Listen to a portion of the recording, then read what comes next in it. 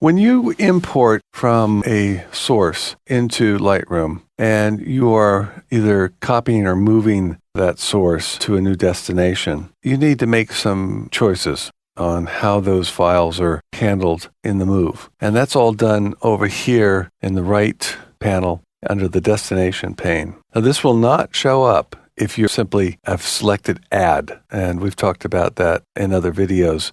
You're not moving the files. You're not copying the files. You're not doing anything to the files except bringing in previews from the original source. So this is really kind of irrelevant. You're not moving the original files anywhere. This destination only appears when you select Copy, Move, or Copy as DNG. Now, the key here is the part at the very top.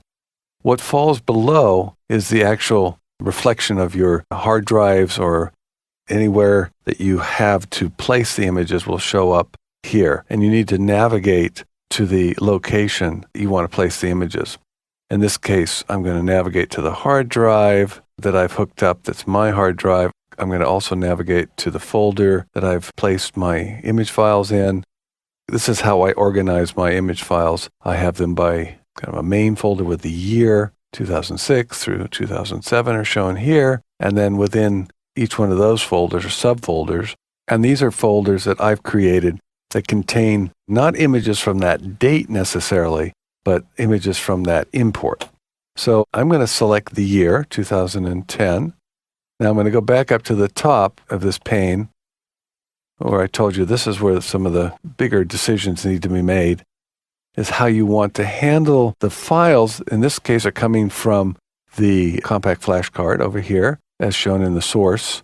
Now they're coming over here, and they're going to go into a folder. Now, how do I want to organize these images? And this is where you make that choice. If I deselect a subfolder and I put them into one folder, deselect subfolder into one folder. Now, if I select Import and I've selected 2010, all these image files that you see here in the preview window, they're just going to come in one by one into this folder. So I won't have any of this structure that you see here. There won't be a subfolder. There'll be just like, how many? 210 files in this folder, which is not what I want at all. That's not useful. So I'm not going to select that.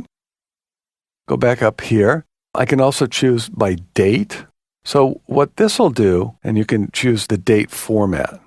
This is a little bit confusing, but what will happen is Lightroom will, by looking at the XF data on the individual images that are in this CF card, it will organize folders based on date. So let's say I have 10 pictures that were taken in one day. That will be one folder named that date. And then I have another 10 images on the same CF card that were taken in another date. It will generate a new folder using the same date format protocol, but it'll be a different date, obviously. So now I'll end up with anywhere from one to even more subfolders. I don't find that useful. It makes the organization a little bit complicated for me. So I generally would not use that method.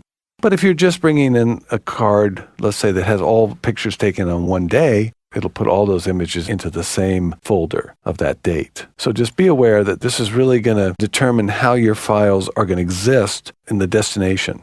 So again, this is my methodology. I use a subfolder, but now I want to put it into one folder. I don't want everything broken up according to date.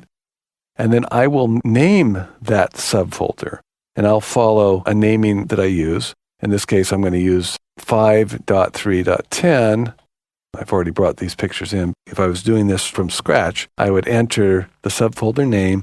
I would use that format, the date, the month, in this case 5, and then dot, and then 3, and then the year. Okay, now that will create a folder, one folder, and all those images, regardless of when they were taken, will go into that subfolder, and that subfolder will then exist in this main folder that I've created on my desktop, the 2010 subfolder. To me, it's just a simpler way of doing it. You may find it more useful to do it. But just as an example, I'm going to go ahead and show you what happens if we do by date, okay? So I'll go ahead, I'll take off the subfolder, I'll choose date, I'll use this date format, and now I'm going to select import, and you're going to see what happens in the library module, because it's all mirrored over here, remember under the folders pane in the left panel. whatever happens in the import with my hard drive is mirrored over here in the folders pane. Okay, so this here, just going to be a different naming nomenclature that I'm used to.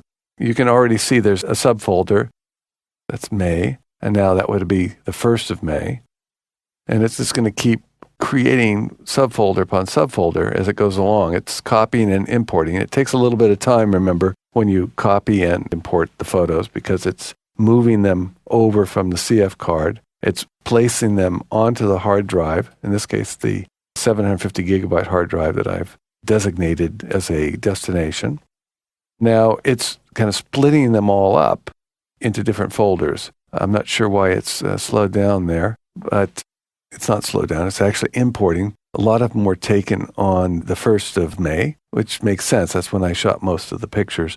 But now you can see what I was talking about with the different dates showing up. So now we have the 2nd of May. There's 7 pictures imported so far. So what I'll end up with, a batch of folders all containing a different number of pictures, when I really wanted more this kind of structure that you see up here when I brought them all under one folder. All 460 are there, organized in that one date. This is that import. That's from that folder that I showed you on the hard drive in another video.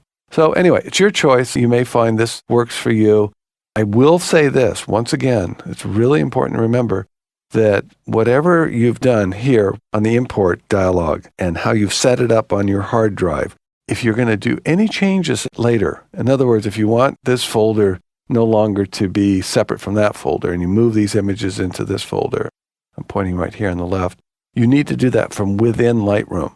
If you go over to your hard drive and do that, Lightroom gets all mixed up. It doesn't know what you've done because it no longer can find where those images are. So if you do any kind of structural changes to the file handling, do that within Lightroom itself.